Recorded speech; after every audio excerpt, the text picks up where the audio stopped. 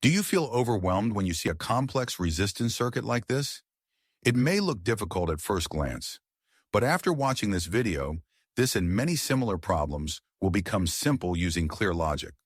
Watch for just 6 to 7 minutes and you'll be ready to solve them confidently.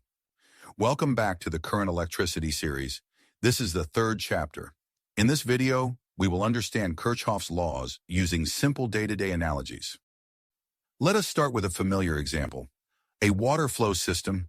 Imagine a large water tank connected to two pumps. Pump A draws 10 liters of water per minute.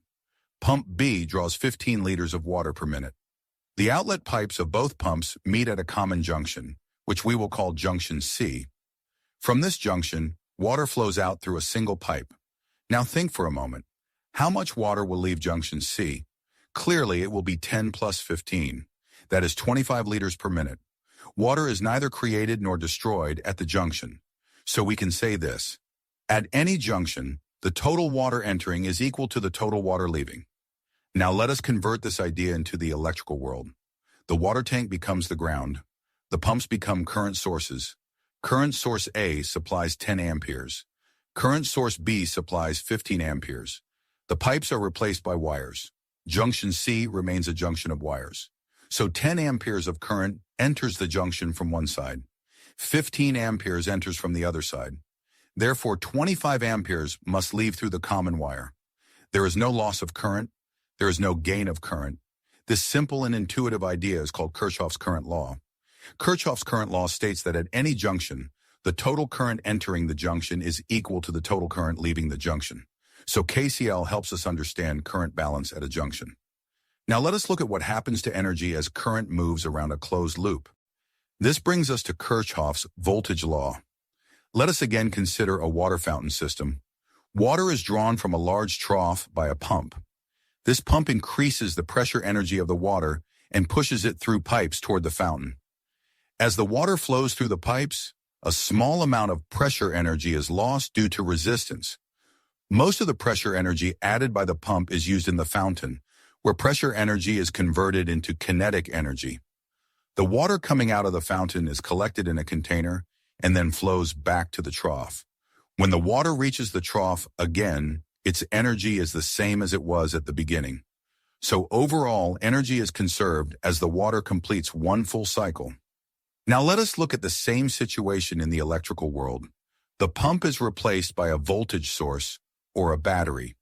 The pipes are replaced by wires, and the fountain is replaced by an electric bulb. The battery increases the potential energy of the charges. Some of this energy is lost in the wires due to resistance. Most of the energy is used by the bulb, where it is converted into light and heat. By the time the charges reach the negative terminal of the battery, they have the same energy with which they started. This means that energy of the charges, also called voltage, is conserved around a closed loop. This idea is known as Kirchhoff's voltage law. Kirchhoff's voltage law states that the algebraic sum of all potential changes around any closed loop containing resistors and sources is equal to 0.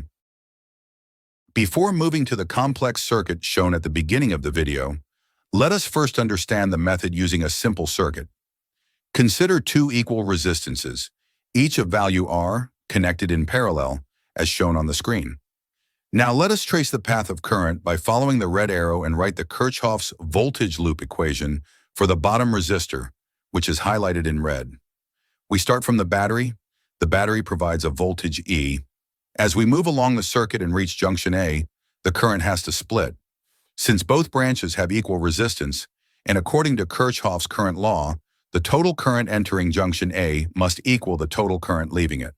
So if the total current is I, and since both resistors have the same resistance and the same voltage across them, the current divides equally. The current through each resistor will be I by 2. These two currents recombine at junction B to form the total current I again. Now let us keep track of the voltage changes along the red loop. As current I by 2 flows through the bottom resistor R, there is a voltage drop equal to R multiplied by I by 2. After this voltage drop, the current completes the loop and returns to the battery. According to Kirchhoff's voltage law, the algebraic sum of all voltage changes around a closed loop must be 0, so we can write the loop equation and equate it to 0. Solving this equation and comparing it with Ohm's law, we find that the equivalent resistance of this parallel combination is R by 2. This is exactly the same result we obtained earlier using the parallel resistance formula. So this example clearly shows how Kirchhoff's laws help us systematically analyze even more complex circuits.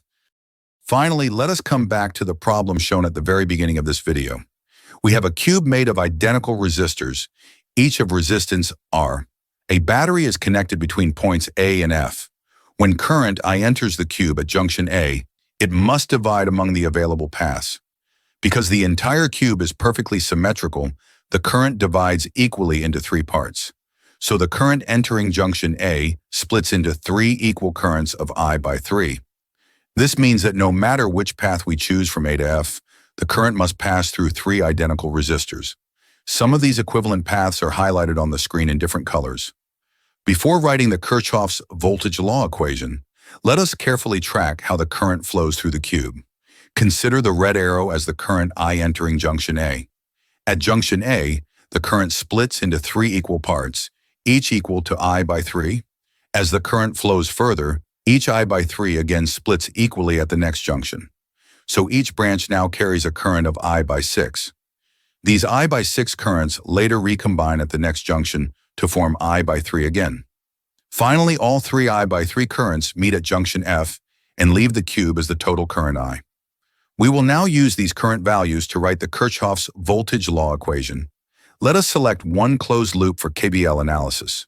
We will choose the red highlighted loop A, B, C, and F. We start traversing the loop from the battery. The battery provides a voltage rise of E. As we move along the path and reach point A, the current splits, and the resistor between A and B carries a current of I by 3. So the voltage drop across resistor AB is R multiplied by I by 3. Next, the current I by 6 flows through the resistor between B and C. So the voltage drop across resistor BC is R multiplied by I by 6. Then the current I by 3 flows through the resistor between C and F. So the voltage drop across resistor CF is R multiplied by I by 3. According to Kirchhoff's voltage law, the algebraic sum of all voltage changes around a closed loop must be 0.